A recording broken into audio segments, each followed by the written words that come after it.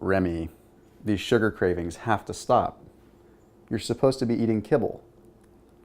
I know. All right, I gotta get to work.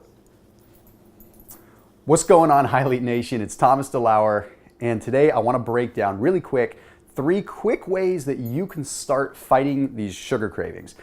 Now, I'm not talking just general, regular internet stuff. I'm talking research-backed, real science that can help you fight the sugar cravings. But before I go into those, I have to give you a really quick rundown of what literally causes cravings in your body. See, it all has to do with insulin. Whenever we consume carbohydrates, we have a finite amount of storage available for those carbohydrates. We store it in our muscles or we store it in our livers. But if those things are full, then what ends up happening is those carbohydrates get converted into fat through a process known as lipogenesis, technically de novo lipogenesis. And that ends up meaning that it's turning into adipose tissue and going into the body fat stores and becoming unsightly, well, body fat. So what ends up happening? You consume carbohydrates or you consume sugar.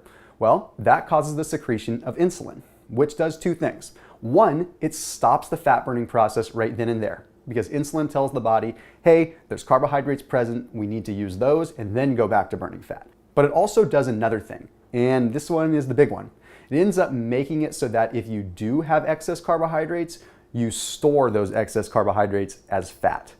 And what ends up happening after that is pretty darn interesting, and it has to do with cortisol. You see, your blood sugar rises, and then insulin starts to bring it down. But here's the problem. The lag time between your brain and insulin is pretty significant. So that means before your body recognizes that there's enough insulin, you end up dropping in your blood sugar quite significantly. So that explains the big rise and the fall that happens when you consume sugar.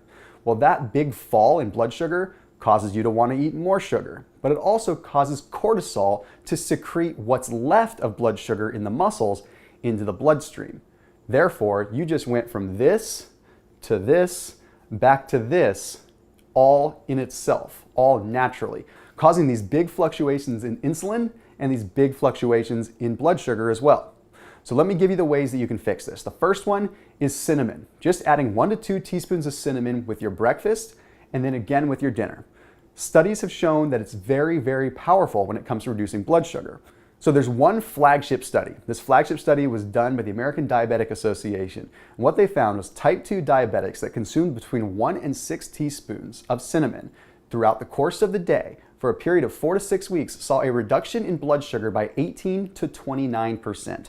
Now that's with diabetic patients. It could even be more significant with non-diabetic patients.